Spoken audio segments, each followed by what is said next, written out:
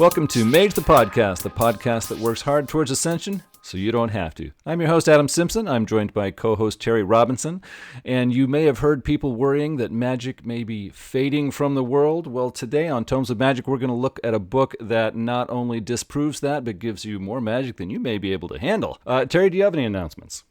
My only announcement is that at the start of our M20 episode, you said, "Hey, Terry, can I get a walkthrough?" And I'm like, nope. Little did I know, I get a one walkthrough rejection, get out of jail free card per edition.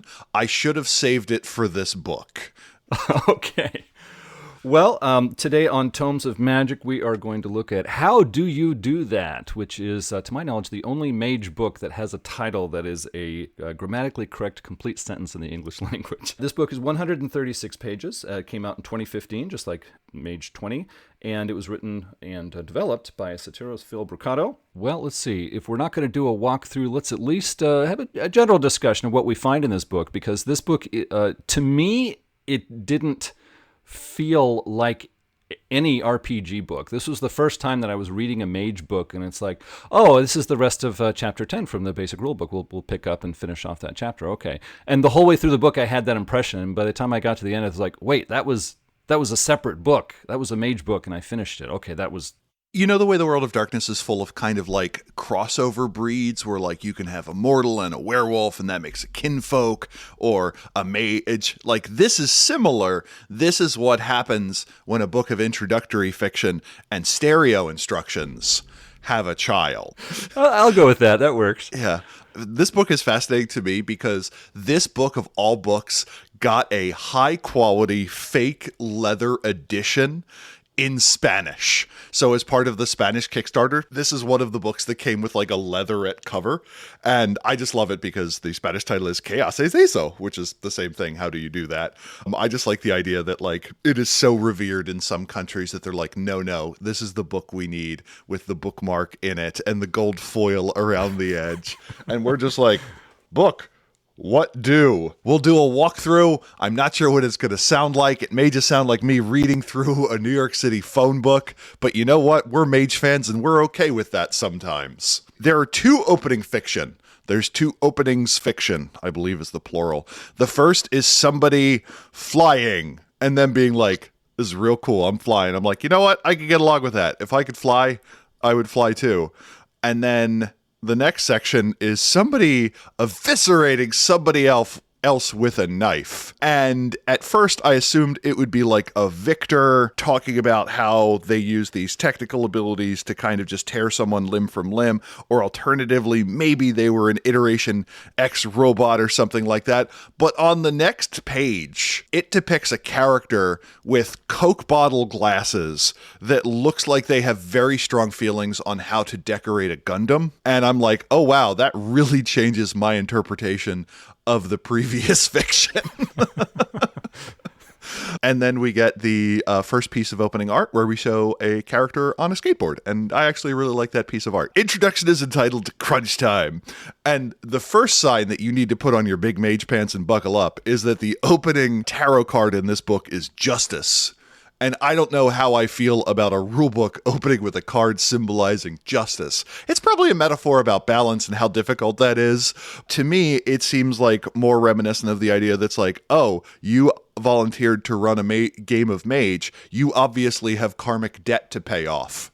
That explains a lot. Yes. It basically says, hey, there are no rotes in this book. This is just a set of recipes. You will need to modify it for your paradigm and so on, and kind of what is going to be outlined. It says, hey, we're going to assume that you're already familiar with what we're going to call the basics from the core rulebook. So you've got 9 spheres, you got 5 dots in each, and it just assumes that you're familiar with those basic single sphere effects. It then says, hey, these are the 10 sections we're going to go through. So in the previous episode, we talked about like, hey, this book like rags on other editions periodically. And then right out the door, it's like, this is based on Mage 20th anniversary rules. Ignore the previous editions. Like, yes, that's how an edition works.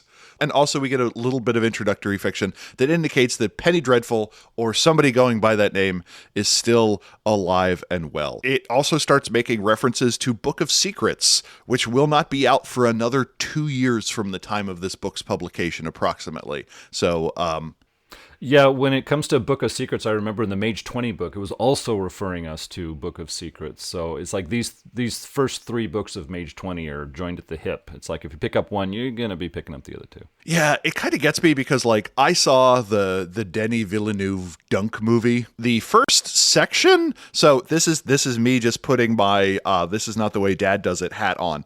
Is this does not have chapters, it has sections. And whenever I see that purple box with gold lining around it, I expect the word chapter and then a number being spelled out to follow it. And this just says classic magic feats. And I'm like, that's not how Dad does it. It reiterates a bit from the previous section that larger feats require more successes. Again, in M20, the idea of splitting successes is optional. You either have the ability of using the magic feats chart to guide you, which just says roughly this is how many successes you need, or using the system to divide successes into number of targets or size or duration. It walks through just some opportunities on how you should describe magic. And then on page 16, it has what I consider to be one of the most destructive ideas introduced into M20. This is a section called A Bit of Spirit, which posits that a mage with an animistic paradigm needs to add spirit to everything if they're going to draw on a spirit. This sidebar to me either breaks the game or is useless. If everything is from the spirit sphere, one can argue that their difficulty should be predicated then on the gauntlet chart, which makes certain effects vastly easier and some of them slightly harder. It also creates a very instrumentalist view of spheres. By extension, any mage channeling the sympathetic powers of the materials that they work with should be adding matter or correspondence to every effect, or every person using a network of people to achieve a result should be adding mind. To me, there is a spectrum between magic being results-based and being process-based, and some paradigms tend to be more results-based. Any paradigm where you're having something do the thing for you, and to me, animism and hypereconomics are kind of the 2 big ones where you're having something else do it for you, or at least that's what it looks like. Those paradigms do not work very well with process-based because suddenly it's seemingly have to add a bunch of other things in there. I just couldn't help but comment before you move on. That sidebar touch of bit of spirit also was very hard for me. And not only do I agree with what you said, but what I wanted to add in this section and also a later section on chi arts, both of them seem to be penalizing paradigms, or perhaps the technical word in Mage 20 is practices, but you get the idea. It's like, oh, all the mages do this way, based on what they're doing, we look at their spheres, okay, and then we handle it rules-wise. But if you're a shaman, you have to add spirit too. And you're going to say, well, that's no problems. Most shamans own no spirit 2 to begin with anyways. And I say, no, I think it is a problem. We are taking one paradigm and saying, oh, you're different than the others. You need more spheres than the other guys. And the same thing a little later in the book, we're talking about a chi master. This sort of rules-based, mechanics-based penalty seems too heavy for me. I don't think it's the proper way to approach running a game of Mage for a group of players. But yeah, please go on, Terry. And it complicates things like counter magic, similar things to that. And to me, the notion is that a character who uses spirits as a paradigm practice and an instrument, the spheres merely reflect the set of relationships that they have cultivated with spirits. Mastery of forces indicates that there are a set of forces-based spirits that your character has relationships with. And we talk about this at length in our shamanic worldview section, and James Sobrano kind of proffered that idea, which I think makes sense. My last note for this section is this book kind of presumes, and much of M20, that you already have a striking idea of the world you want to present and doesn't add a lot of time with description. The book makes a lot of references to pop culture media, which is great if you're familiar with those. In a lot of cases, I was Googling it because it's not like it said the effect creates a wash of fire that enraptures the scene in deep salmon hues or something like that, like in the movie Backdraft. It just said, the room gets filled with flames like in Backdraft. Now, on the plus side, I did find a lot of lovely YouTube videos of movie segments that are alluded to, and I'm like, oh, that's what the Red Leaves section of the movie Hero is. It very much seems to focus on having a sense of what the genre tropes you want in your game to be, and it mentions things like, if something doesn't feel right, change it. Unless you already have an idea of mage in the game that you're running, you don't have an idea of what feels right, and that's what rules and guidance text are for. That is just the tone that M20 kind of takes. It comes up early, but it turns out that in a lot of cases they actually do that explanation, and that is kind of the end of the classic magic feats section. The first section is entitled Conjuration, Transformation, Shape Change, and Modification. Transformations are governed by the sphere something is going into and the sphere something is coming from. So turning a rock into a hyper-intelligent cricket is going to require matter for the rock portion and mind and life for the cricket portion.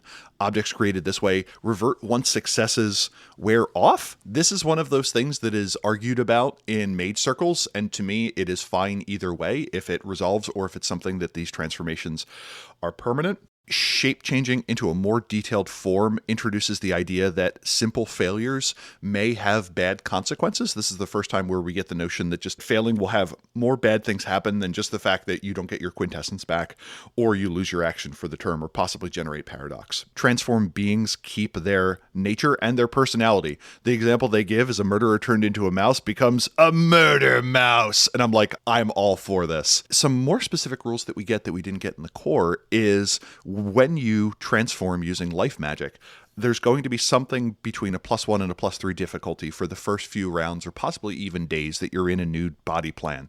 This wears off all the course of time, and you can spend 2 experience points to not suffer this penalty as you have more or less committed to the idea to that body form. You also need to pay a point of willpower either on a daily or a weekly basis to maintain your sense of self. This goes away with Life 5. One of the recurring themes in this book is, to me, everything below a sphere level 5 gets a little bit weaker, and sphere level 5 becomes like, ta-da! Like, this is what you use to impress your neighbors. You can transform stuff with you by consecrating it with Prime 1, but those objects now have a very strong resonant connection with you, and if anyone has possession of one of those for correspondence effects, you're now considered to be nearby. One of the things that this section really introduces is alternate levels to get to the same point. For instance, it mentions that you can use Life 5 to break into multiple entities that go around in the world. And then it also mentions that you can use Correspondence 4, Life 4, Mind 2 to transform into multiple things.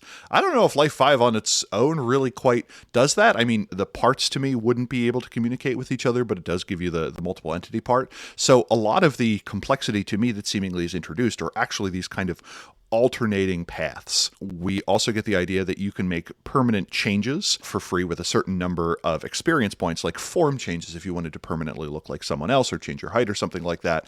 But permanent modifications to yourself that would change your traits in some sort can be done, but they require half the normal XP, which to me means that Life 3 is the gateway to making up for the fact that you chose 1 dot in each physical attribute during character creation. We also find out that conjuring anything that is even vaguely intelligent is quite hard, requiring Life 5, Mind 5, and Prime 2. It also mentions that adding a soul requires Spirit 5. This is weird to me for 2 reasons. One, Spirit, it always felt like that should be a Prime thing. Generating avatar stuff, that's just me. I can certainly see that people disagree with me. But Mage doesn't really talk about souls. It's never been a game about souls. The soul has always been this vague thing. We talk about avatars, and people don't even agree on that, but at least we agree that it exists in some of its properties. It was weird to me that this book brought up the term soul over and over again, and that's something I generally associate with Chronicles of Darkness, where there are rules for how souls work, which I love. It also seemed weird to me that creating something out of nothing required 1 more dot in the pattern sphere than seemed necessary otherwise. Transmuting a basic item is matter 2, but creating a basic item is matter 3, Prime 2. Transmuting simple life only requires 2 dots of life, but making simple life requires Life 3, Prime 2. My guess is that this is to kind of harmonize with the established Forces 3, Prime 2 to throw a fireball, but it felt weird to me to have a different sphere requirement when using something in conjunction versus using something on its own. Otherwise, this section largely follows the rules as laid down in the M20 core and just gives you some more detail on what it takes to set a form, certain ways that you could imitate someone else, and more details on what happens once you do the sphere ability. What did you think about this section, Adam? Yeah, you raise a good about you need to have Spirit 5 to give your living creation a soul. It's bringing an assumption into the game that for years many people have not made. If you've got a body and you have a mind, are you a person? And some people say, yeah, and other people say, well, no, there's this missing soul. It's like, okay, you can do that in your own game, but for the rules to officially say that means a storyteller has to adjudicate how do I handle an NPC that doesn't have a soul versus one that does have a soul. What does that really mean to me? And then the players are probably going to have different ideas of what that means to them. And so I don't think this solves more problems. I think it causes more problems. I don't necessarily agree that this is a great idea. Also on page 19, it talks about resonance in nature. It talks about how the resonance of sleepers is going to affect how magic affects them.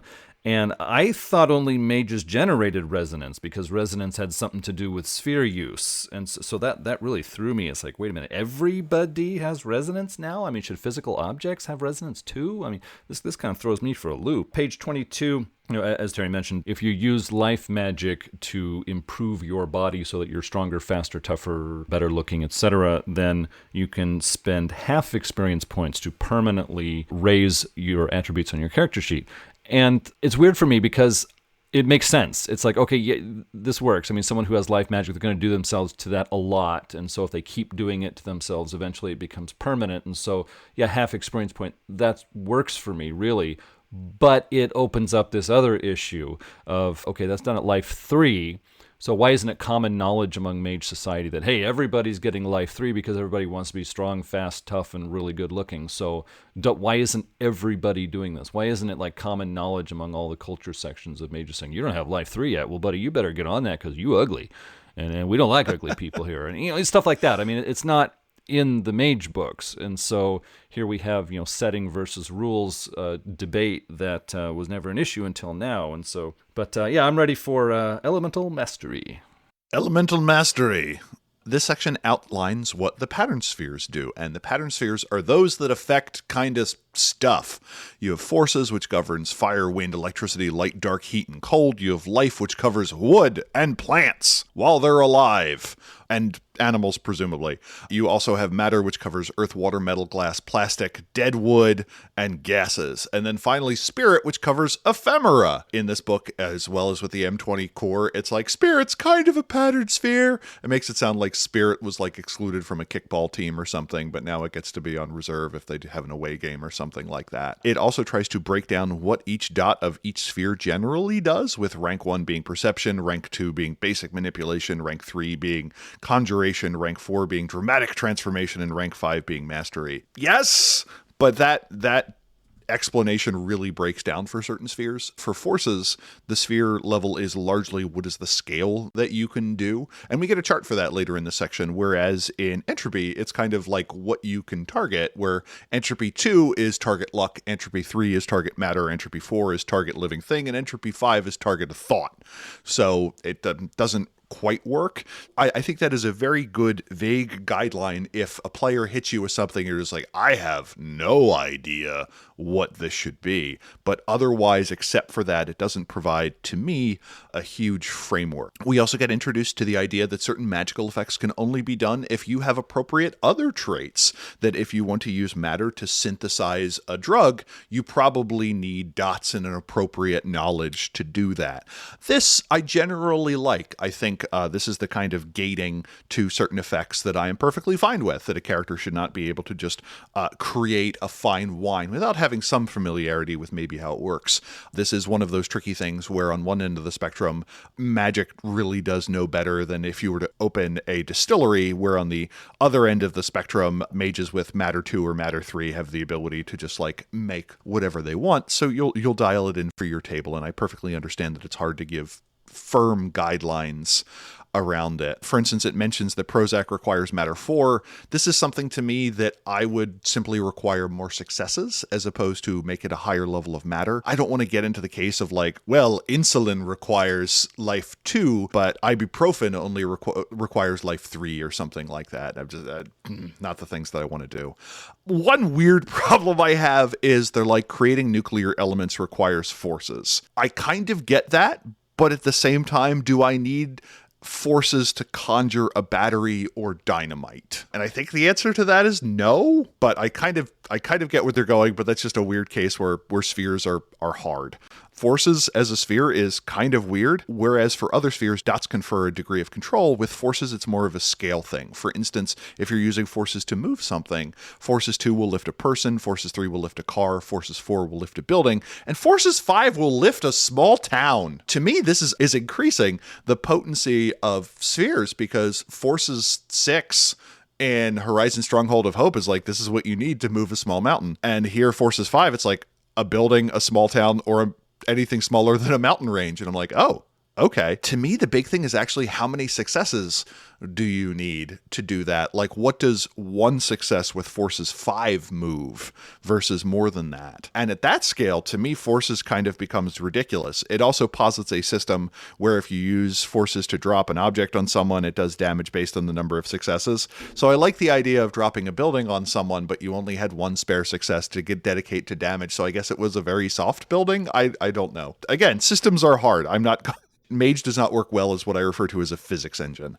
It does give the general rule that physics modifications to increase or decrease speed or deflect something is a one-for-one thing, where a success generally adds or removes a die from a pool, or adjusts the difficulty up or down one, or modifies another character's difficulty. It gets messy in some cases, like the dropping a building on someone that somehow only does 2 damage. It's perfectly easy to come up with a way of dealing with that narratively. That is mostly a commentary on how hard it is to translate physics systems into game systems, and not like a dig at the rule. It mentions that when you transmute forces, it has to go somewhere, and it can dissipate into the environment. It can create a blinding flash of light, or if you have Prime 4, into quintessence on a one-for-one basis based on the amount of damage the thing would have done. This is ridiculous. Prime 4 now allows you to generate a hideous quantity of quintessence. We'll see if that becomes important.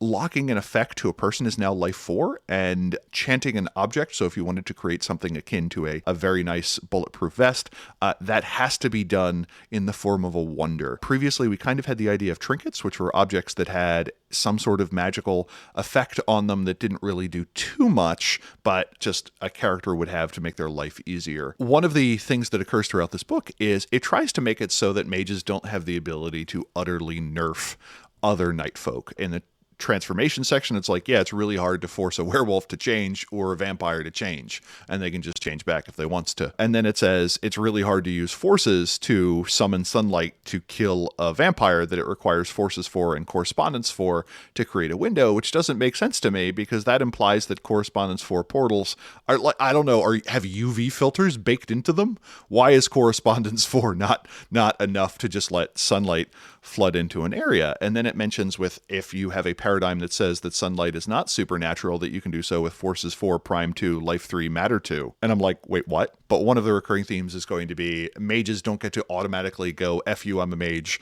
to other night folk. It mentions that a mage can establish a spiritual bond to an element using various spheres. I have no idea what this means. The comparison is made to Avatar, which I have not seen. And then it says the dimensional science can't do this thing that has no purpose because they don't believe in the thing. That feels like a failure of creativity. I am offended on behalf of dimensional science that they can't do the thing that I don't understand that spirit can do. Also, it requires a willpower roll to manifest something, and then if it's really big, you have to make a willpower test, against which difficulty is not specified. Controlling something with your mind requires mind 3, matter 3 to lock something onto your pattern. A lot of effects now require a fair amount of quintessence if you're just producing something out of nowhere. We don't get a huge amount of guidelines on this. We get information on weather control. This is kind of the section that made the least sense to me in terms of internal consistency, where it says, well, forces 4 can yank the elements into the appropriate arrangement, where forces 4 plus entropy 3 will guide it. I don't know what the difference between those two is. There's a bunch of cases where this book indicates what an additional sphere would do, but no rules on what adding it actually does in terms of game mechanics. Maybe it influences whether or not a weather change is coincidental or not, or something. I'm not entirely sure. And then it indicates that weather control requires 1 point of quintessence for each dot in each sphere used. It also mentions that you can use forces to generate earthquakes. If you actually use the bust and stuff rules listed, most buildings are going to have 6 or 7 dice of soak. And earthquakes are introduced as a way to deal damage to buildings, but it seemingly is a very ineffective way to do that. We get rules on creating realms. The only spheres required to do that are all of them. We also get a note that says, again, Mage views things in terms of total patterns. That if you want to change someone's blood chemistry, you can't do that with matter because it's part of a living being and you're going to need life 3. Again, this chapter introduces a lot of things. A bunch of them are kind of cool ideas, like how you can use entropy to make something appear to be more natural. A bunch of them seemingly are just kind of requiring extra spheres, and I'm not quite sure how to make total sense of it. But it gives you an example of a lot of really interesting effects you could use. So to me, this is very much a toolbox chapter as opposed to a rule chapter. Adam, what did you think about it? Elemental Mastery had a lot going on with it. Page 32 had the rules for delaying hunger and making food, and that was nice for me because during this Tomes of Magic series, I remember back towards the beginning, we did Book of Chantries, and in the intro fiction, 2 mages are going to go somewhere, and one's like, no, I'm hungry, I want to eat first. And the other mage says, look, I'll do some magic, you're not hungry anymore, let's go. And I remember reading that thinking, I'd like the rote for that because, is it life? Is it matter? Probably not prime, maybe. I don't know. Rote would be nice. No rote. So here it is. It's like, here's how you delay hunger. Here's how you make food. Here's how you do all this and that with feeding people with magic. And I was like, nice. I actually like this. I'm taking a note here because this answers my questions. Terry talked about the difficulty of making sunlight. Yeah, I think there's too much padding built in here for vampires. I was reading through the making sunlight section. And it's like, wow, that is way too hard. This should be easier. I mean, less spheres or less than the number of successes or something. But this is kind of beyond here. Making sunlight can't be that bad. I mean, for a technocrat to make sunlight, I would not require the life sphere, but I would require more successes because they're doing a complicated balancing act of, witch energies and so on. With a mystic, I would say, sunlight is life-giving, makes plants grow, makes everybody happy, etc. Okay, so I'm going to say, let's put some life in here to make it happen, but not as complicated as they have it here. Let's see, page 39 in the left column, they talk about the occult skill as if it gives you weather spells, when I thought in Mage 20 the occult skill was about understanding secret societies and their secret handshakes, etc. So that really threw me. Page 40, it gives you rules for creating storms, and it specifically mentions creating stores indoors, and they are so hard that basically no one's ever going to do that.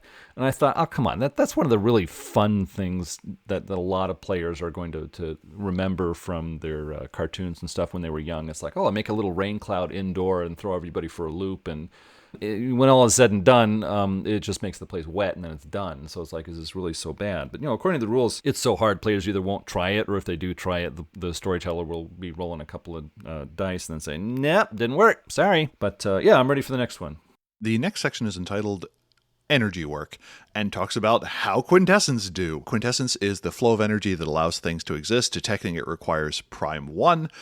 It mentions that you can reinforce a pattern or energize it with prime 2, starting with prime 2. One of the things I found in this book was, at first, what felt like inconsistencies are actually kind of an artifact of the book presuming that you're going to read an entire section. So, for instance, prime 2 reinforcing a pattern is kind of the minimum, and it requires other spheres to do it. So when you see a line like that in the book, to me, that is not intended to be a standalone thing. I think some organization could have aided with that, or little qualifiers and so on. But as I was getting towards the end of it, I realized that I was probably in a lot of cases not giving the book enough credit, or didn't realize that it was kind of making this assumption about how you read it. It reiterates that you can't move more quintessence than your avatar rating unless you have prime 3, and prime 3 is required to grab quintessence out of anything that is not a node or TAS.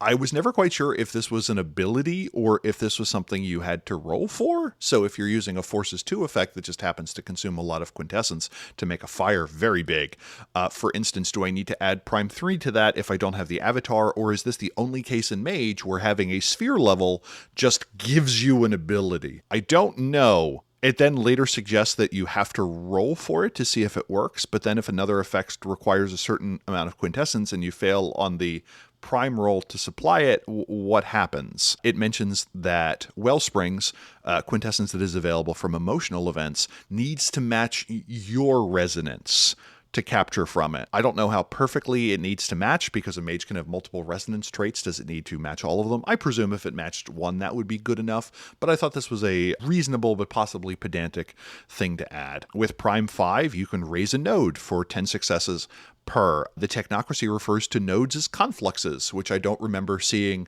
in the core book. The problem is the word conflux is already a type of marauder get together, so that was a collision in terms. Likewise, technocrats call task currency, which I kind of like as a thing. You can now create tasks out of nowhere with Prime 4. Periapts, we kind of get the idea that these quintessence holding devices are very special in that you only need Prime 3 to move quint in and out of them between patterns, but you can use them to fuel effects without requiring any additional spheres. I don't know if this is a way of getting around the avatar limitation, but after reading this chapter, I am very much of the opinion that either quintessence use should be tied to something else, maybe a rete, or everyone should just get a dot of avatar, or it should be something that you can increase in play, because it just kind of seems criminal that a person who doesn't realize at character creation that they need a dot or two of avatar to do a bunch of cool stuff would kind of be borked for the rest of the game. It mentions that Prime 2 can mask resonance, that is the fingerprint of magic your mage has done, or Mind 1.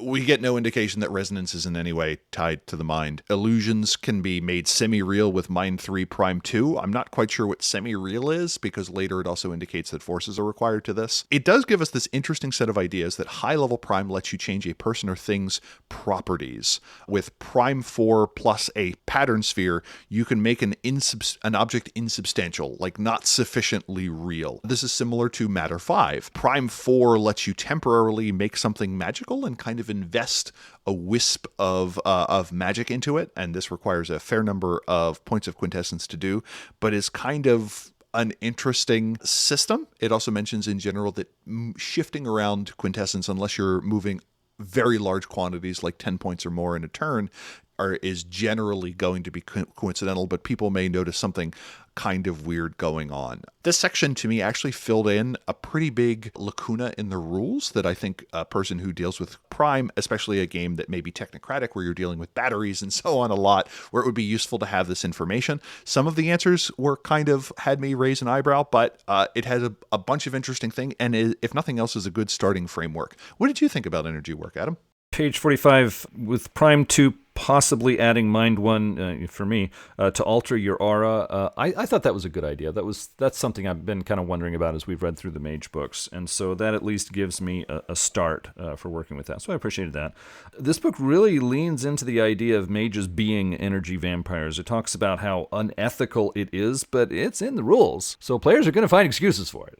It's like, oh yeah, that's a really terrible thing to do, but that guy, he was a terrible guy, so it's okay. If it's in the rules and players can do it, they're probably gonna do it, and if they're doing it, they're probably gonna do it more, and they're probably gonna teach the other players to do it, and so it's like, think about this. Mage Classic may have had the right idea about this whole drawing quintessence out of people. It's like you can do it, but it's really hard, and you get so little quintessence that you're better off going and stealing somebody's periapt. And so, yeah, I might want to take that approach to it. And in a lot of cases, it kind of feels unnecessary, just because with Prime 4, you can just pull it out of the air.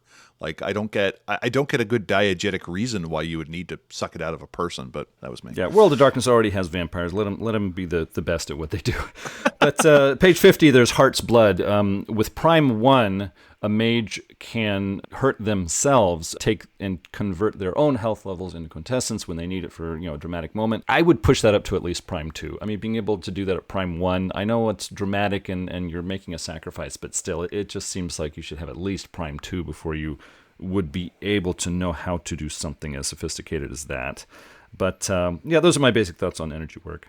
The next section is entitled Enhanced Perceptions. The basic idea is that sensory magics are generally what the first dot of any sphere gives you. They take about a turn to come online, and they don't need to be visual and to have fun with the descriptions. This I very much appreciate. Again, it also iterates that the descriptions you may get from these additional senses don't necessarily look like a cybernetic Terminator vision overlay, that you can be poetic or florid in your description of them. Each extra sense that you have beyond your basic senses adds one to the difficulty of your perception rolls. It's perfectly possible to overwhelm someone. Generally, perceptive magics are going to be coincidental unless you use them to do something that is obviously impossible. This to me always bothered me, because if I use my senses to do something and then I do something that looks like it would be impossible, am I now retroactively generating paradox from an effect? That is always something I had difficulty with, where the effect itself is deemed coincidental, but you then use it to do something vulgar. How does that work? It also gives us rules for kind of detecting magic, that while an effect is being done, perception plus awareness will tell you what magic is being done with 100 feet if it's not shielded. Prime 1 can detect the residue of most magic within about 5 minutes, and that you can extend these perception sharings to other people with mind and correspondence to do it at greater distance. We also get an aside on how precognition and postcognition work. It has a section entitled the Rashomon effect, which I presume is a sphere ability where you use the spheres to make yourself look good in the eyes of others until the woodcutter comes along and says, no, you're all lying. It says that time sense is limited and hard, and information should be partial and ambiguous. I totally agree with this. Players should not be able to use time to solve your mystery plot instantaneously, but it should kind of give them clues. It tells you that time tells you about possible pasts and futures. That kind of feels entropy-y to me. Normally, I would consider this kind of everything is vague and difficult to interpret to be a cop-out, but like even within the story, we have Shazar the Seer, who is generally considered to be one of the best seers of all time, and it took them a lot of trance states to just get even vague information about what the future was going to be like. And I like that. I think that time interpretation should be hard. I would like a system on how to use it. For instance, in my games, pre and post cognition, I generally, for precognition, yes, it is a possible future. They get some sensory information, but those successes that they get there can be used later in the scene involving whatever that they were scrying to be like, oh yeah, I remember seeing this in the vision. This is where this guy puts his foot here and I can trip him as he comes through the door. Or alternatively, I remember seeing this person entering this key code. It is much easier. I know what the first 3 digits are, so I can do it quickly or something like that. So some sort of accessory system I thought would be kind of good. This section I thought was pretty good. It gave a bunch of descriptions on how enhanced perceptions work. A lot of the other sections ultimately describe how one-dot effects can be used outside of just sensing things. But I think since this is one-dot stuff, a lot of people are going to use it. Super useful. What were your thoughts, Adam? Yeah, when it comes to enhanced perceptions, I remember at one point the author was saying, people say that level 1 spheres can't do anything, but actually they can. I was thinking, do people say that? I mean, I off the top of my head, I can think of really a lot of amazing things people do with level 1 spheres, so I didn't know people thought they were weak. But page 53 talks about when a mage is doing too much, they get muddled perceptions. And the whole time I was reading this, I was thinking, well, why isn't the Mind 1 multitasking mentioned here? Because that would clear that right up, and it's really pretty basic. It seems like that should at least be mentioned, but it just wasn't. It was like, oh, don't do this, or you'll get muddled perceptions, and then you'll get all mixed up, and wouldn't that be awful? Yeah, well, unless I have Mind 1. Page 55, Prophecy and Hindsight. They give some good advice. It has some caveats. And what I mean is, in Prophecy and Hindsight, they say, look, when you have players who look back in time to get the answers to something, they can get these facts that break your story. And then as a storyteller, you have to, take your notes up and wad them up and throw them over your shoulder and say, starting over right now. And yes, I agree. You can give general metaphors for what happened 5 days ago on this spot instead of an exact play-by-play as if it was being filmed for the TV news. The thing is, you have to understand that as a storyteller, you need to be careful not to frustrate your players. A storyteller should never take this as an excuse to say, oh, you think you can get all the answers and solve my story right away, but I won't let you because the rules here say that I don't have to. It's like, no, you need to balance this out. You need to, instead of just putting a hand up and saying, nope, rules say I don't have to tell you anything, so try something else. Instead, you should, give them something that's helpful. Give them, some of the facts, but not all of the facts. Basically, it's good advice, but don't run too far too fast with it. Keep in mind that your players are expecting they can use their sphere magic to get something useful. So give them something useful. You don't have to give them everything. So, that basically wraps up my thoughts on this section. I'm ready for the martial arts. The martial arts section opens with a note on what they think martial arts are in M20. And I actually kind of find this useful because it kind of answers the question that pops up of like, hey, why do we have both brawl and martial arts? Martial arts and mage is suggested to be esoteric and is more than just punching and kicking and is a metaphysical extension. I may not think that is necessarily the case. I certainly understand that martial arts practitioners, it is not too much different necessarily than my meditation practice or a number of other contemplative practices. It just happens to involve ultimately having the ability to like put your fist through the wall at the end of the day, which is pretty cool. And the martial arts section includes much more than just punching and kicking and such. It expands it out to a large collection kind of combat and martial based abilities, which is quite useful. It notes that Life 1, Entropy 1, Matter 1 all allow you to improve a mundane attack with different theories. You see someone's weak spots, you have an understanding of the battle landscape, you're able to see the skein of fate and kind of pick the right moment. Forces 2 allows you to take just about any attack and have it do more damage and have it do lethal damage instead of necessarily bashing if you were to hit someone with something. As I'm fond of noting, anything can be sharp if it's moving fast enough. You can make an attack do aggravated damage by adding Prime 2 plus a point of quintessence, Life 3 to directly shatter a pattern, or Entropy 4. This to me is a rare case where things got easier between editions, because in previous editions, ag damage was generally limited to forces or high-level entropy or dumping prime into things. So making it so that Life 3 can shatter a pattern, that felt new to me. The martial arts are backed by a paradigm, and that conveys information, and that they all contain like a certain amount of metaphysical skill that needs to be known, and that all groups have some sort of martial practice. That, for instance, it says just because fencing didn't come out of East Asia doesn't mean it doesn't also have the set of other practices associated beyond stabbing a guy. All groups have some sort of martial arts to them, whether it be the NWO, who spend countless hours learning how to decode body movements, in addition to what we're used to seeing from the Akashiyana. It spends a lot of time saying that you can't use mind or memory transfer to teach someone kung fu, so take that, Neo. Also, it mentions that martial arts rotes can't be done if your martial arts skill isn't high enough. So if you want to use a martial strike of some sort, your martial arts skills need to be at least as high as the highest sphere that is being used, which sure, makes sense. It also makes sense that mages have the ability to drop a fearsome amount of damage with these martial arts rotes. At the end of the day, to me, they still pale in comparison to the 10th sphere, the sphere of gun, in terms of its ability to cause pain, and its minor sphere of explosives. And it mentions that most martial traditions have some sort of code of honor to kind of rein this in and prevent it from becoming out of control, which I liked as an idea, to say, yeah, your character has the ability of punching for 9 points of lethal damage, but if they do so recklessly, people who taught them those skills in the first place may come find them. The idea behind the section is that combat magic is often doing 2 roles at once, but it needs to tie to your practice. A lot of this is actually redundant with what is said in other sections, but basically it answers the question of, so how do I do this in combat? So for instance, a mind 2 effect of leave this place, if your focus is combat or injury, it's like, hey, here's how you punch a guy in such a way that they say, maybe I don't continue this fight and I just leave. So a lot of it was repetitive, but it added that framing. So actually for a combat-based character, I think a lot of that framing was useful. The one thing in this section where I'm like, are you sure? Is it refers to a maneuver known as the Neo, which is just a forces 2 force field. And it says with one success, you can stop a fist. With 2 successes, you can stop bullets. With 3 successes, you can stop something even bigger. This is interesting because everywhere else in the book, it kind of suggests that successes on that Arite rule are trading successes. And here it just says 2 successes just stops bullet fire. I don't know if that's particularly tied to the paradigm of combat, but that seemed like a questionable choice. It gave a bunch of other extensions, like it's like, how do you punch a ghost?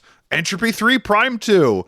Correspondence 1 lets you dodge gooder. It also then goes through a number of Kung Fu movie tropes. It gives some other things on how you can improve working with others by having a map of the battlefield in your head and transferring it, and just gave a lot of interesting, very combat-focused ideas. Adam, what did you think of the martial arts section? Page 59, there's a section Deep Techniques, and it talks about how, we know we said these rules are optional in the core book, but they're really not optional. And that just clicks with what I was saying during our recording of the Mage 20 rulebook. It's like, the book assumes that the optional rules are not optional. And here it's like specifically stated. That page 59, a matter of honor, it's basically saying if you kick butt with martial arts and look really cool, then all the NPCs are going to gang up on you and make sure you never do that again. And I guess there is some point to that, but to me it just really looked like the author was saying, oh no, what if the players get too powerful? Well, let's give them this warning so they don't kick too much butt and look too cool. I'm ready for Mystic Travel. Mystic Travel. So this section is how you done get there. Correspondence 2 lets you grab something. Correspondence 3 lets you step through from one location to another with it's just you. Correspondence 4 creates a portal, and Correspondence 5 lets you stack locations. It includes non-correspondence things, like it says that every 2 successes with forces affects double your speed, and that moving beyond a certain natural speed limit will cause damage to the person moving too quickly. And then it's like, but only if you're moving under your own power. So running really fast is hazardous, but being pushed through the air does not cause damage until you land. It then does the thing that I'm not sure how to interpret, where it says, if you want to get into a place and you want to distract someone, you can generate a distraction with Mind 2 to just give someone a thought of go away, Mind 3 to lead their thoughts elsewhere, and Mind 4 to just replace their current thoughts with another set of thoughts that will lead that person away. I don't know what there's a functional difference between those, except for it increases the difficulty of my Arete roll. I would have appreciated guidance on that because I genuinely don't know what the functional difference is between the two. It mentions that the resistance against this roll for mortals is willpower +3 for other mages, or willpower +5 for other night folk. It then later stipulates that there's an additional +3 on top of that for night folk if it's not something they would have done anyway. If they were going to do it anyway, you don't need the mind sphere. Did mention that you can clear traffic with entropy 3 or entropy 3 plus correspondence and possibly mind. Entropy 2 plus forces 2 to flip a traffic light. One of the recurring themes in this book is basically if you want to kind of glitch technology into doing something useful, entropy 2 forces 2 is probably the way you want to do it. It also mentions that you can fly with forces plus life 2. The teleportation section talks about the questions of vulgarity and states that teleporting, even if no one can see you, is vulgar unless you're cloaked by shadows.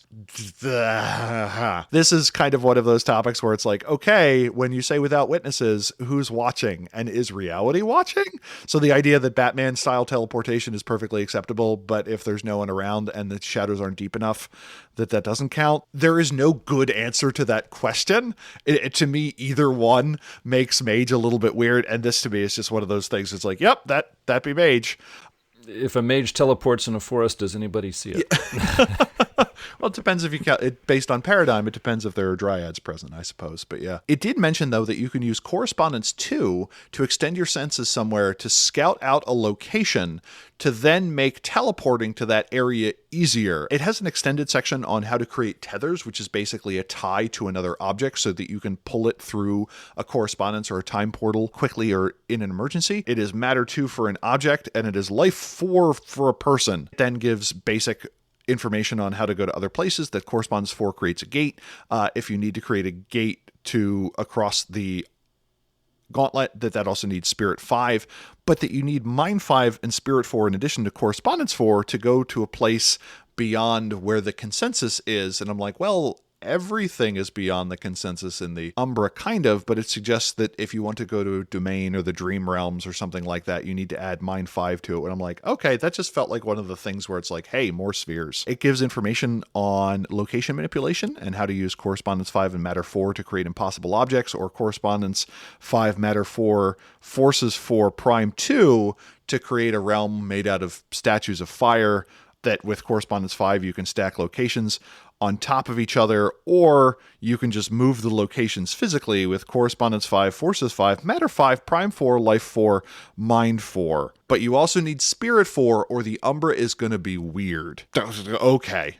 When does this sure. And with sure, that brings me to the end of the chapter. What did you think about Mystic Travel? On page 72, that really led me to pondering. Page 72 has what happens when you stop, which is basically rules for, they're moving fast and then they hit it, they knock into something. How do you tabulate damage, etc. It's interesting to note that the game designer says he wouldn't use the game's rules for this. It's like, yeah, I would just make a call instead of using the game rules. And at first I thought, well, then why did you write these complex rules? And then I thought, well, wait a minute. Do we have a situation where the Onyx Path game designers are like, they feel trapped by the expectations of the RPG fans who want really, really detailed, complex rules? I mean, do we need to go in there and go in with a helicopter and rescue him with a rope ladder or something and take him to the land of less pressure? I don't know. Yeah, I know I'm running off at the mouth here, but the basic idea here is Did the developer think we really need rules like this, and then he realized this is too much of a headache, I'll just do it simply? Or did he say, people expect this, so I'm going to give it to them, but boy, I'm glad I don't have to do it at my own table?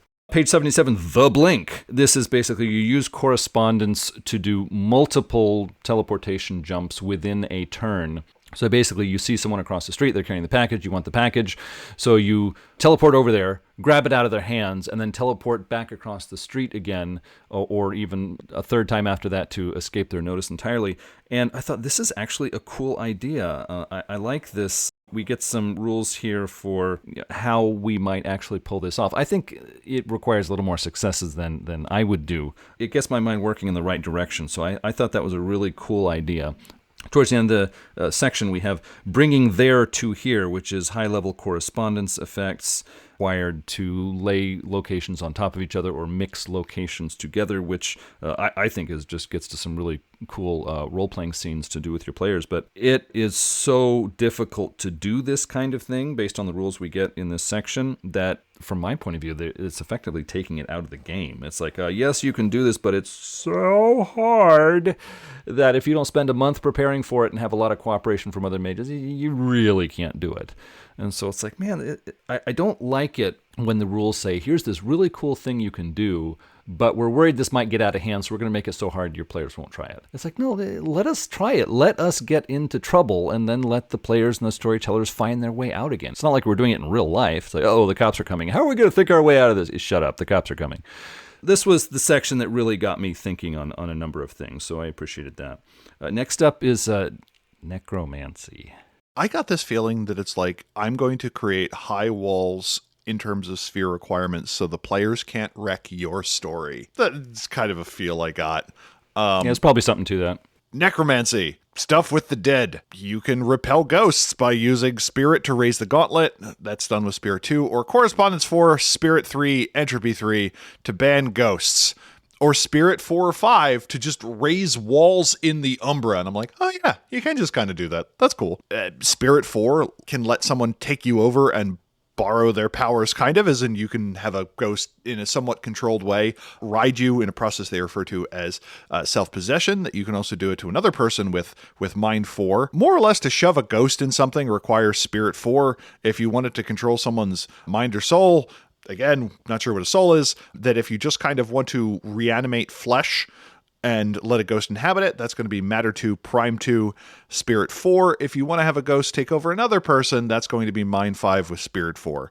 There's a bunch of options on how to Frankenstein someone, depending on your paradigm and kind of how still warm the body is.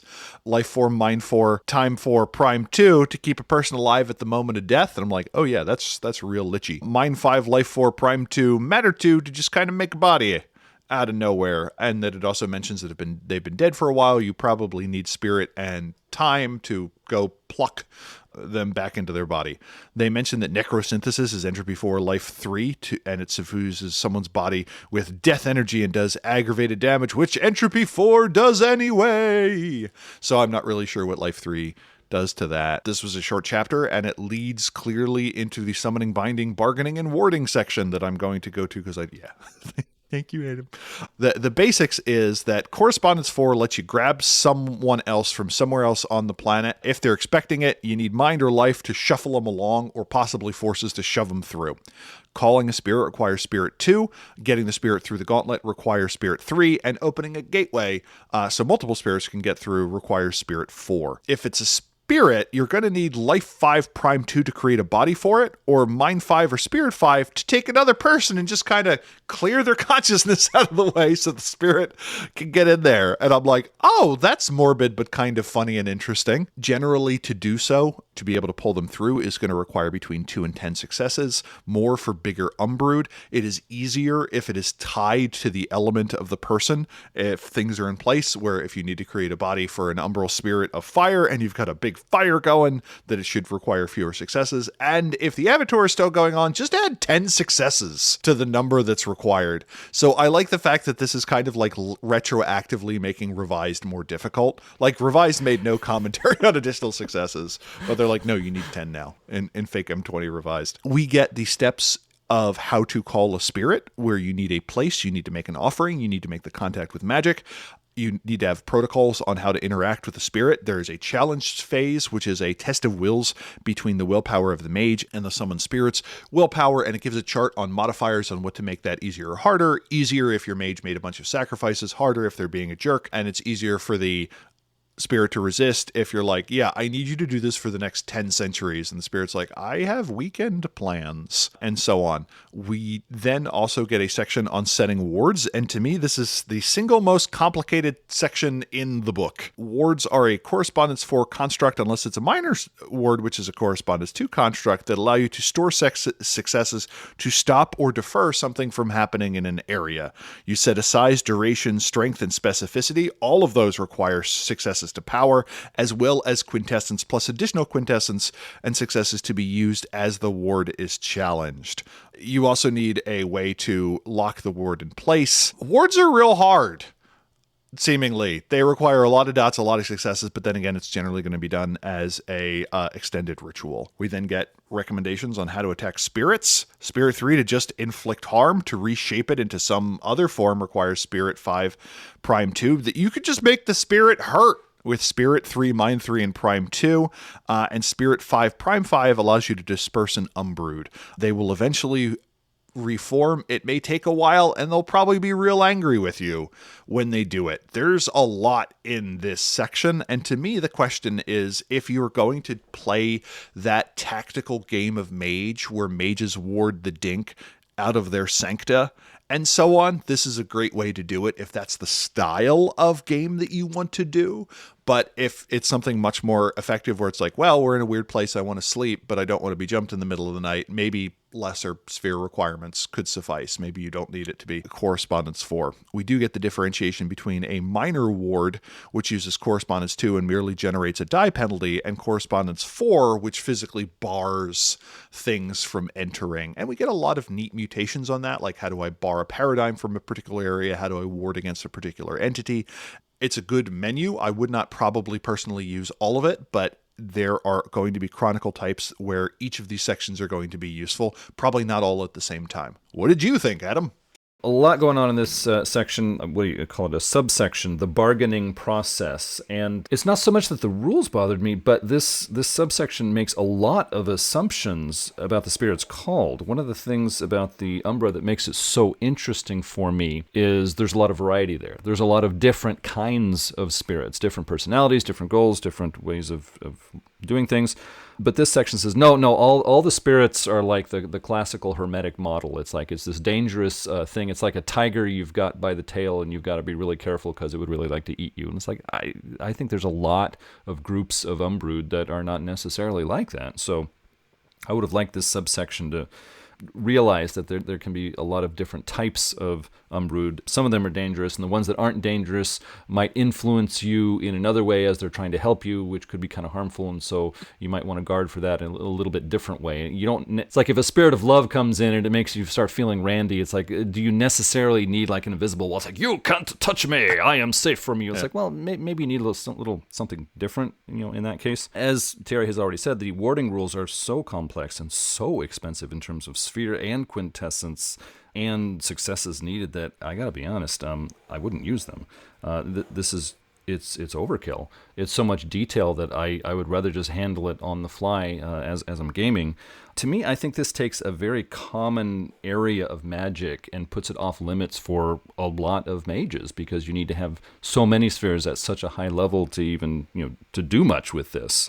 I remember in the first 2 editions, if you had correspondence 2, you could not only spy on people, but stop people from spying on you. And it's like, yeah, okay, let's a little more fast and loose, a little more accessible to mages who are not necessarily adepts in several spheres. Page 98 assumes that a ward stops a sleeper by being an invisible wall. It's like in basically the superhero comic books, the Invisible Girl from Fantastic Four, she makes this invisible wall, and the gangster's walking up and he knocks his face on it and bruises his nose, like, what's going on here? Yeah, that is one way for wards to work. But in Mage, with all the different paradigms, with all the different cultures and approaches and beliefs, I think there should be quite a variety of ways that a ward can stop someone.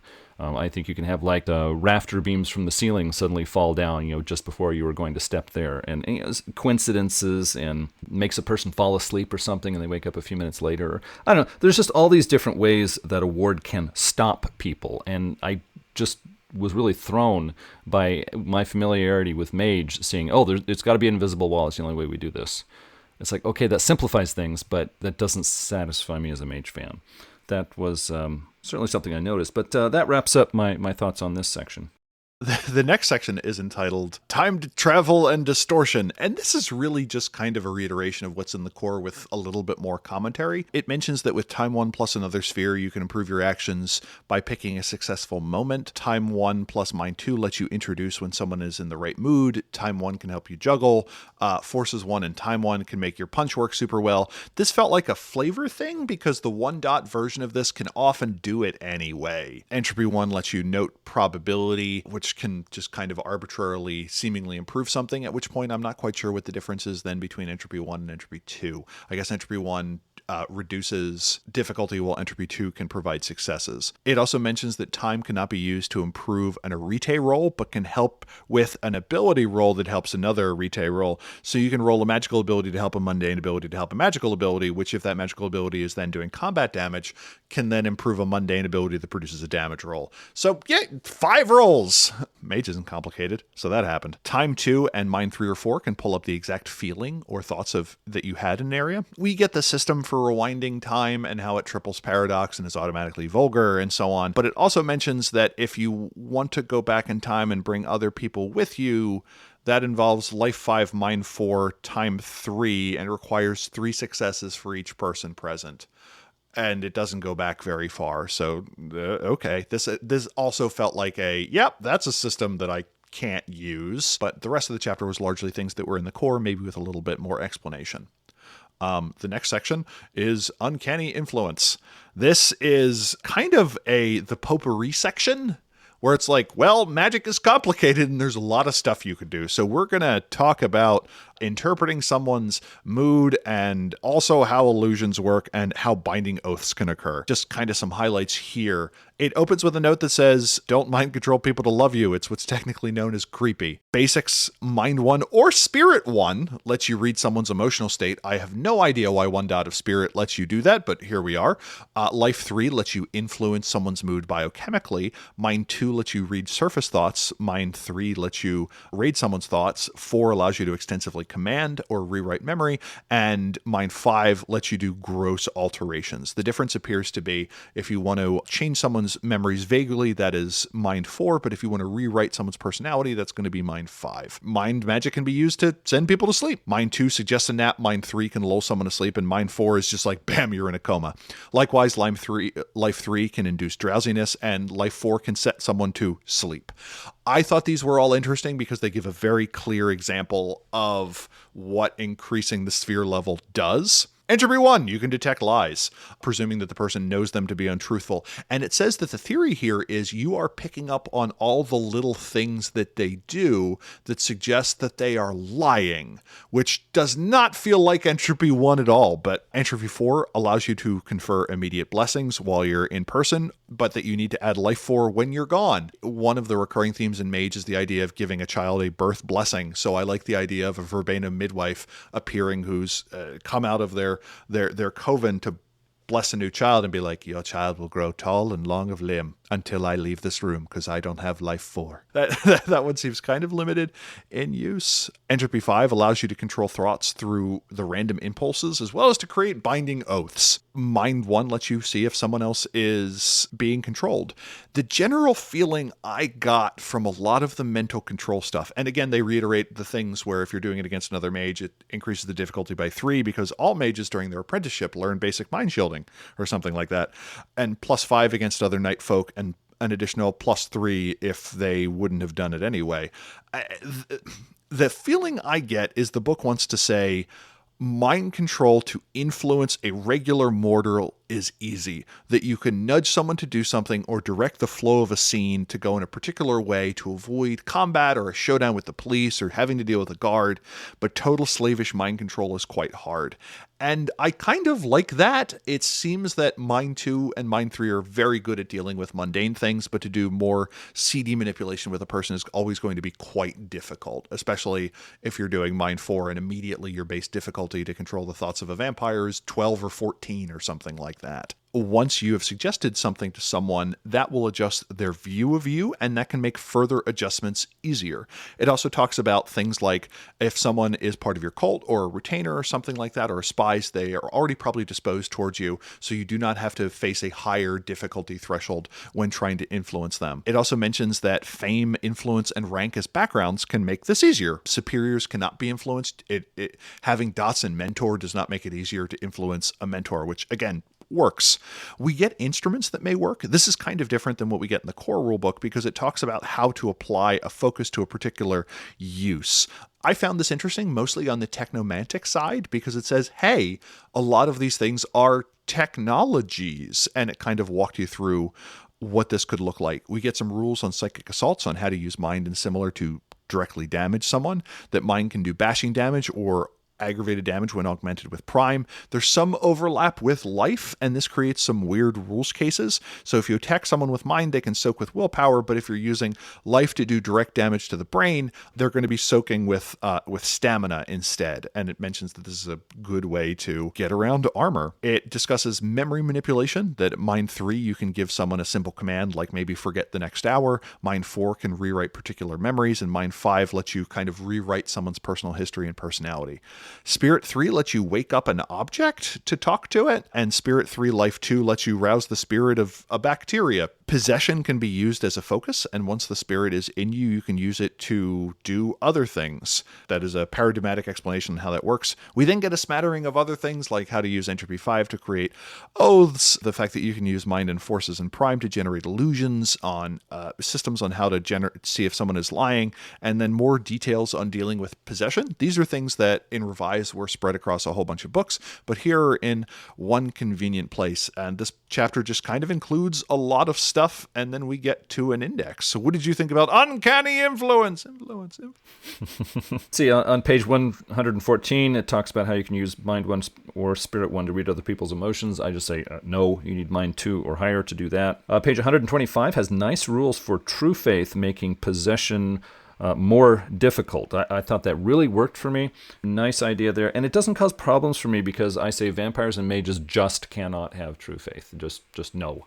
So that solves a few problems in my games. On page 129, we have a chart called I Disbelieve. And I think this chart is absolutely useless. Just tell us that the difficulty for disbelieving an illusion ranges from 3 to 9 based on the plausibility of the illusion.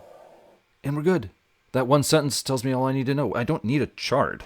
It's just a waste of space. Complex illusions, I agree they should be difficult, but I think they require way too many spheres and too many sphere levels here. I think you should just make them require more successes if they are more complete or environmental or complex illusions, because I think this is just going into overkill. I think illusions is one of the things you will find a lot of when you go into traditional accounts of magic. Especially lately, I've been reading a lot of old Chinese and Japanese accounts, so, supernatural stories that were written hundreds of years ago when people thought that they were relating factual accounts of real occurrences. And illusion is just all over it. I mean, fox spirits in Japan could do really complex illusions that would last months and would completely fool someone into thinking they were living a different life. So yeah, this is stuff that is basic in the minds of a lot of people who are picking up mage, saying, hey, I want to do some magic like the stuff I read about. I think it's the wrong approach. Just require more successes and let people do some of this stuff. With that, I think we're ready to look at the book as a whole. General thoughts, Terry, could you share those with us? I have an appreciation for how hard it is to dial in a sphere system. This book wants to create a particular world where scrappy mages can make small modifications to do interesting things to get them out of a jam, but epic works of magic in certain ways are much more difficult. This book is an amazing source of ideas. I don't think I would use it in total. My thought is kind of in the same way that I feel like every trait column, like talents, knowledges, and skills, should have a blank at the bottom that lets you insert something to tailor it to your game. That if you're having a political intrigue game, then intrigue and chantry politics should be skills. To me, if your game is about one of these topics, then you bust out the fully detailed rules. But in other cases, I would reduce the requirements or simplify a lot of it. A lot of the effects are kind of how to cobble things together to approximate other spheres. Again, the fact that you can give someone extra health with life 5 or with prime 5 life 4, it expanded kind of what mastery is. We get a lot of ideas for what I'll call set piece effects. These are the effects that you spend a chapter in a story coming up with. Magic is now a little bit more quintessence heavy. It is slower. It requires more spheres, but theoretically there are now more modifiers that can reduce its difficulty. So if you have a big blockbuster effect that your character wants to do, they can do it, but it's probably going to involve an exceptional amount of planning and is going to have very little things coming out off the cuff. It makes a lot of magic combined with kind of the core interpretation of paradigm hard to do off the cuff unless you have a element of your paradigm or an element of your focus that is instantaneous, that it's combat or violence or something like that, or reflects a lot of preparation. There are sigils on a lot of the pages, and I'm curious what they are, because it is weird to see a lot of sigils on pages that are not just the sphere logos. The book used phrases like incredibly vulgar, but only in the case of correspondence in time did we get additional paradox that effects generated. So if you're going to say incredibly vulgar, tell me what that means system-wise. Weird nitpick. The headers are poorly organized. Normally, in a mage book, you have header 1, which is the chapter header, header 2, which are the full column breaks. That is when the header breaks across both columns of text. No one could see the hand motion I just made. I'm so good at podcasting. And then H3 and H4, which are successively smaller and that stay in the column. This book didn't use H2, and I thought that would have been useful to break out the large sections. The optional rules on quintessence harvesting, for instance, appears to be H3 and is followed by H4s or some H3s. So I'm not sure if when it says optional, everything after that is optional, or just that one section, because it really kind of changes things. I found the sphere requirements difficult to follow. Not just a case of, well, I wouldn't do it this way, but I don't know what the author is going for. In some cases, pattern locking was required where you needed life 4 or matter 3 to do something, and in other cases it didn't. It really doesn't want you to do Nightfolk mind control. Just as a comparison, to compel a vampire to do something with mind 2, you're looking at a difficulty of their willpower plus either 5 or 8, versus if a vampire is using dominate against a mage, which is just going to be manipulate plus intimidate against the difficulty of the mage's willpower. The word section is wildly complicated. Sometimes you are using willpower as a resisted roll for the effect. Other times it is being used to set the difficulty, and I wasn't sure when you were using it for one and the other. Fine-grained continuous control of anything now requires mind 3, which I get. You're essentially establishing a psychic link. But then in the section on using forces to share images in your mind, it only requires forces 3, mind 2, prime 2. Chi healing, I think this may have just been a typo or an error. Under the chi manipulation section, healing bashing damage, it said required quintessence, which is something that has historically not been the case, and that it includes a note that says, of course, healing ag requires it. This is a good toolbox. I think it is poorly organized, and it is a weird transitory state between like what we've had historically in the sphere system and an attempt to turn the spheres into something else. I would have trouble recommending this book to a table to say, hey, this is the expansion of the mage system. But if I'm like, if the core book didn't tell you enough of what magic could do, this is a great supplement in terms of here's just more stuff. I am fine with it not including rotes, because to me, often the additional requirements added to casting an effect by a paradigm make it harder for me to understand what the core effect is. So I'm actually pretty fine with that, except for cases where it is paradigm specific, like when it talks about combat or chi manipulation or something like that. Actually perfectly fine with that. So I think this is a messy, interesting book. What did you think, Adam?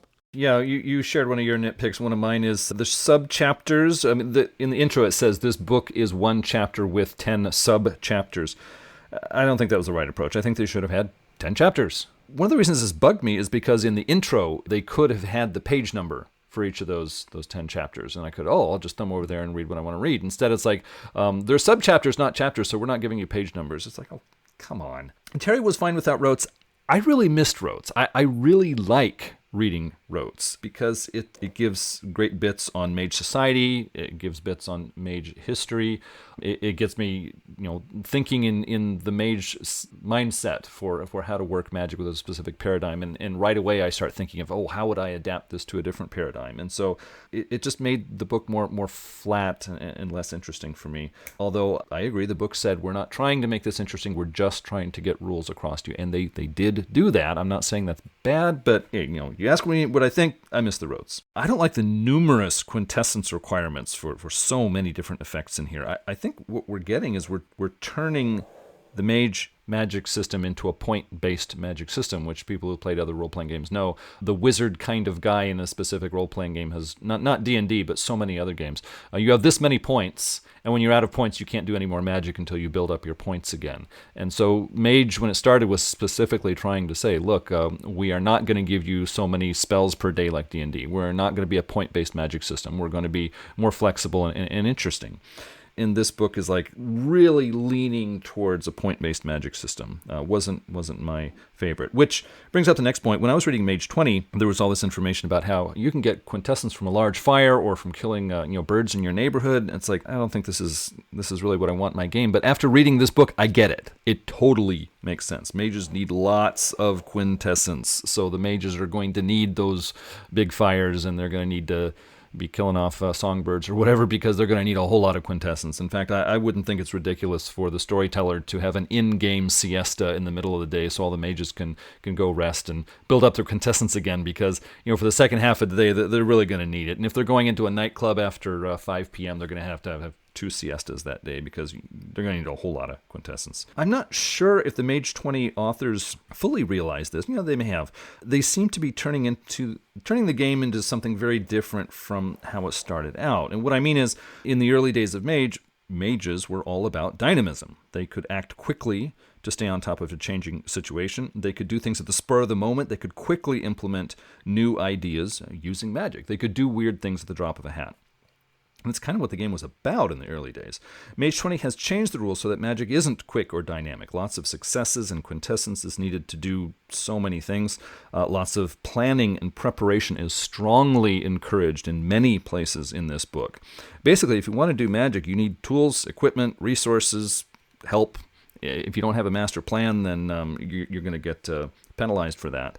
I think a lot of the current Mage fandom really likes that, and that's the game they want, so I'm glad they have the game that they want. But I started in the early days, and maybe I was just impressionable back then. I'm not as impressionable now, but I liked that idea of encouraging players to just try something weird suddenly and see where it leads you. It might get you into a lot of trouble, which of course is fun in a role-playing game, not in real life, but it might have an amazing success, and that can be a lot of fun. Now, another thing that occurred to me, you may not agree with this idea, but for me, there was this new idea introduced in Revised Edition, and that is mages and sorcerers, or path magic users, could not tell each other apart. That's a rules thing. It's not a setting thing. And I don't think Revised Edition did a very good job of backing that up. In fact, there were several places in the books they had in-character fiction where they had sorcerers and mages both saying, oh yeah, we can totally tell the difference between each other. Reading through this book and looking at the magic rules here, I think they have done a very good job of changing what they needed to change so that mages and sorcerers, that is, hedge path magic users, do things in much the same way. They have to think before they act. They have to prepare. They have to have a lot of resources available. They have to use rituals, extended rituals, to build up successes to do the things that they want to do. After reading this book, I totally agree that mages and sorcerers are going to have a very hard time telling the difference between the two. And so if that's what you want to do in the newer edition of Mages, this book accomplishes it intelligently and well. It's not something I really want to do in my games, but a lot of people do want to do it. And so I'm glad that they now have a very effective and sensible way of doing that. So thumbs up for that, certainly. And I guess that pretty much wraps up my thoughts on this book. Terry, did you have a good quote to round us out? I did, and since I've talked a lot already, I figure I would have two. One was one that I thought kind of pithy, where it said, in talking about creating tasks and such, and quintessence storage objects, In a technocratic sense, such creations are simply assets. There's nothing mystical about them, for crying out loud. They're simply valuable investments that remain near and dear to a syndicate agent's heart. In GameSpeak, of course, they're still technocratic gems and flowers. A hyper-economist simply lacks the sentimentality that other mages feel about such precious items or organisms.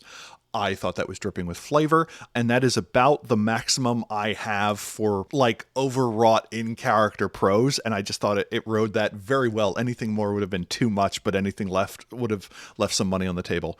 Now, when talking about overly complicated rules system, here's this gem about creating multiple copies of yourself.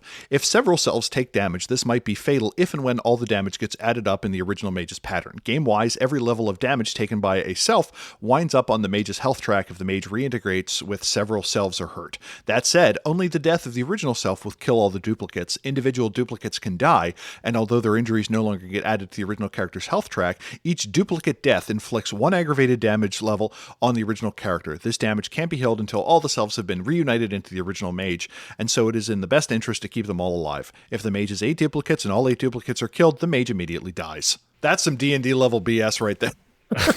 Just in terms of like, so yeah, it reminds me of second edition D&D, where it's like you read about a spell and it goes on for like a whole page of every eventuality. It's like, wow, did an accountant write this? Yeah, Mage's version of grappling rules, yep. And it creates the weird incentive that if one of my selves get injured beyond 1 point, I may as well just kill them. So, which could be an interesting character moment. Who knows? But you're like, certain things kind of fall out of the rules if we stare at them too intensely, and that is one of them. Speaking about staring at the rules too intensely, what are we reading next, Adam? Next up is the Book of Secrets, and I'd like to talk about it, but I'm sorry, it's a secret.